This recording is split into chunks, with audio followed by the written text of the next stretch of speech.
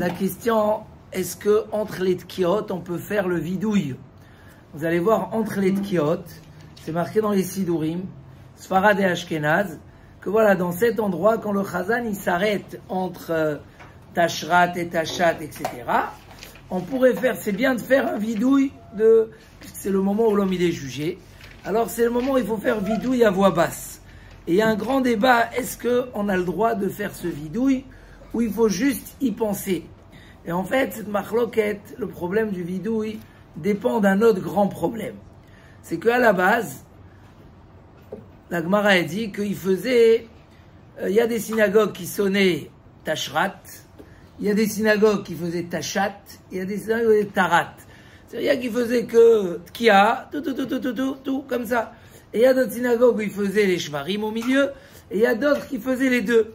Jusqu'à qu'est venu Rabbi Abaou, et il a instauré qu'il faut faire tous. Pourquoi? C'est ça la question. Pourquoi Rabbi Abaou, il a dit qu'il faut faire les trois catégories de Tkia. Le petit toutou au milieu, le grand toutou, et les deux en même temps. Et pourquoi Rabbi Abaou, il a fait ça? Donc c'est un peu la sougia qu'ils étudient maintenant, ici à la Yeshiva. Hein? Pourquoi? Donc le Tosfot, il pense, et comme ça pense le Rambam, c'est parce que Rabbi Abaou, il a vu qu'il y a un doute. C'est quoi la teroua que la Torah, elle a donnée? Est-ce que c'est le tout, la teroua, ou c'est les shvarim? Donc vu qu'il y a le doute, il faut faire les trois pour être sûr qu'on est acquitté de la mitzvah, de la Torah. À tel point que Rabbeinu Tam, quand il a vu que dans certaines synagogues, il faisait dans Malchuyot, il faisait une catégorie. Dans Zichronot, une deuxième, et dans Shoforot, une troisième, il a dit c'est pas bon. Puisqu'il y a le doute, c'est quoi la vraie tkia? Il dit Rabbeinu Tam, il faut que dans chacune des trois brachot, tu fasses les trois catégories. Donc il a instauré que sur Malchuyot, on fait Tashrat, Tarat et Tashat, les trois. Pourquoi? Parce que, vu qu'on a instauré de faire tous les sonneries à cause du doute, donc il faut faire sur chaque bracha chacune des trois. Le Roche, il n'explique pas comme ça. Il dit quand Rabbi Abaou il est venu et il a dit qu'il faut faire tous, c'est pas dans le doute. En fait, les trois sont bonnes. La trois de la Torah, ça peut être Shvarim, ça peut être Troa et ça peut être les deux en même temps. Sauf qu'il voulait pas que les synagogues soient divisées.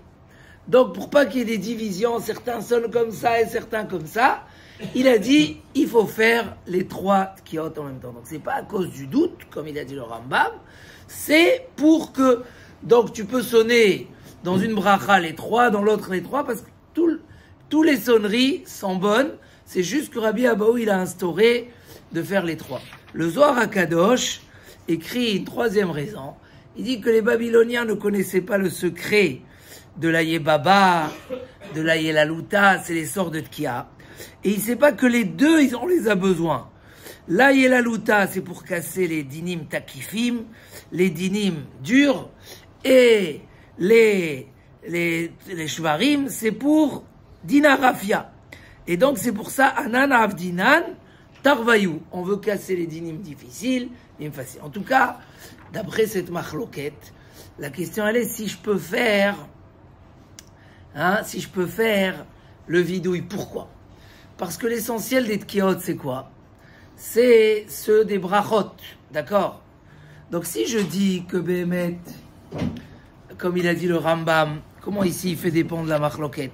Si je dis comme le Rambam, que c'est dans le doute, alors si c'est dans le doute, il ne faut pas faire d'arrêt du tout entre les tkiot assises et les tkiot debout, parce qu'il ne faut pas découper pour être sûr qu'on ait tout fait al seder à brachot.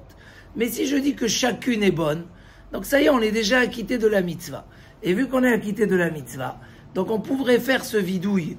De là est venue la grande machloquette, où le Mishnah Bura, par exemple, il écrit que, puisque tous les tkiot, c'est une seule mitzvah, donc il ne faut pas parler entre les deux, il ne faut pas faire vidouille. Et donc le Mishnah Bura, il tranche qu'il faut faire vidouille que dans le cœur. Tu vois ce qui est dans le Sidour, et tu penses ratati aviti pachati, sans parler, parce qu'il ne faut pas arrêter entre les deux. En revanche, le Mishnah Bura lui-même, il ramène dans le Sha'ar HaTziyun, il ramène l'avis de Rav Yaakov Ahmadin, qui dit que non, que Béhémet, on est déjà acquitté des premières tkiot, et puisqu'on est déjà acquitté, on peut faire le vidouille entre les deux tkiot. Et donc, il dit, le Shahar HaTziyun, dans un endroit où ils ont le minhag de le faire, en limchot beyadam, il faut pas, on peut les laisser faire. Après, se sont rajoutés beaucoup d'acharonim qui disent que d'après le Harizal et d'après le Zohar HaKadosh, oui, puisque tous les tkiot sont émet, donc on est déjà acquitté, émet déjà des premières tkiot, donc c'est bien de faire le vidouille, et comme ça faisait le Harizal à voix basse. Pourquoi à voix basse? Parce qu'il disait, puisque le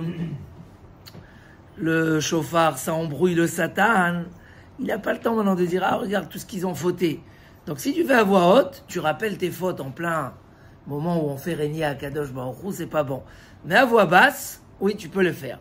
Donc les avis se sont partagés, et en tout cas Rabben Zion Abba Shaul, Mordechai Eliyahu, Meir Mazouz, tout cela pense que oui, faut faire comme le Harizal, il faut prononcer le vidouille à voix basse.